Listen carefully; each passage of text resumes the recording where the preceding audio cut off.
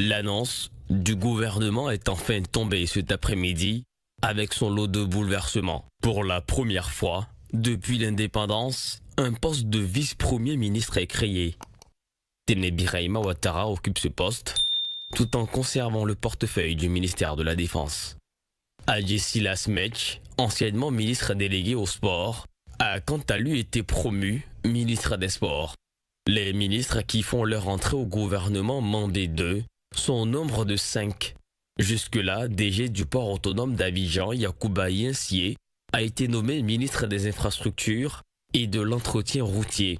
Djibril Ouattara, ancien directeur général de MTN Côte d'Ivoire, a été lui promu ministre de la Transition numérique et de l'Innovation technologique.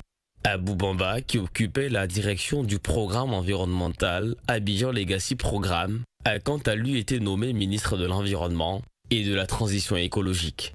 Jean-Louis Moulot, DG de la Sodexam, entre au gouvernement en tant que ministre délégué auprès du ministre de l'Éducation nationale, de l'alphabétisation et de l'enseignement technique chargé de l'enseignement technique. Bernaki Nikomoé, qui occupait le projet de développement des chaînes de valeur vivrières, entre au gouvernement en tant que ministre délégué auprès du ministre de l'Agriculture, du Développement rural et des productions vivrières. Sont sortis du gouvernement les ministres Léon Kakou Adom, qui occupait le portefeuille des affaires étrangères, de l'intégration africaine et des Ivoiriens de l'extérieur. Laurent Tchagba, qui occupait celui des eaux et forêts. Le ministre Kobena Djoumani, de l'agriculture, du développement rural et des productions vivrières. Et enfin Bouaké Fofana, qui occupait le portefeuille de l'hydraulique, de l'assainissement et de la salubrité. Le remaniement ministériel annoncé donc ce vendredi 23 janvier 2026 en Côte d'Ivoire confirme une tendance de stabilité politique avec le maintien de nombreux ministres en poste. Cette décision traduit la volonté du gouvernement de poursuivre la continuité dans les projets et programmes en cours tout en réajustant certaines fonctions pour renforcer l'efficacité de l'action publique. Remaniement ministériel du vendredi 23 janvier 2026 entre continuité et ajustement au gouvernement. Le décryptage de la rédaction, c'est avec Cécile Itoni-Silla et Amy Boudji.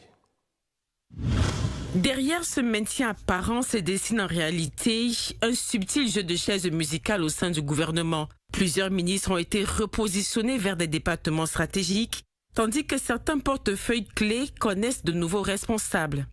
Parmi les principaux changements, Niale Kaba, ministre d'État, en charge des affaires étrangères et de la coopération internationale, laisse le ministère de l'économie, du plan et du développement à Souleymane Diarra-Souba, lui-même transféré du ministère du commerce et de l'industrie, désormais dirigé par Ibrahim Halil Konaté. Bruno Nabagné-Koné quitte le ministère de la construction, du logement et de l'urbanisme pour prendre les rênes du ministère de l'agriculture, du développement rural et des productions vivrières. Marietou Koné est nommé ministre du patrimoine, du portefeuille de l'État et des entreprises publiques, succédant à Moussa Sanogo, qui prend désormais en charge l'urbanisme, le logement et le cadre de vie. Par ailleurs, Nguessan Kofi quitte l'enseignement technique et la formation professionnelle pour diriger le ministère de l'Éducation nationale, de l'alphabétisation et de l'enseignement de base, poste précédemment occupé par Marietou Koné. Amédée Kofi Kwaku quitte le ministère de l'Équipement et de l'Entretien routier pour prendre les rênes du ministère de l'Hydraulique, de l'Assainissement et de la Salubrité.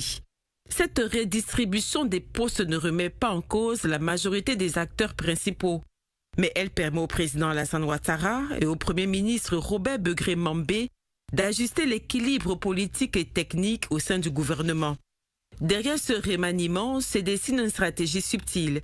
L'exécutif cherche à préserver la stabilité et l'expérience accumulée par les ministres mutés, tout en insufflant un souffle de renouveau dans certains secteurs sensibles. L'objectif serait de renforcer l'efficacité gouvernementale et maintenir un équilibre politique de manière à limiter les tensions internes dans un contexte où les questions économiques et sociales demeurent au cœur des préoccupations des Ivoiriens. Ce remaniement n'apparaît pas comme une révolution ministérielle, mais plutôt comme un ajustement réfléchi. Le jeu de chaises musicales bien orchestré révèle la nécessité pour le pouvoir de conjuguer continuité et adaptation afin de faire face aux enjeux actuels du pays tout en préparant l'avenir.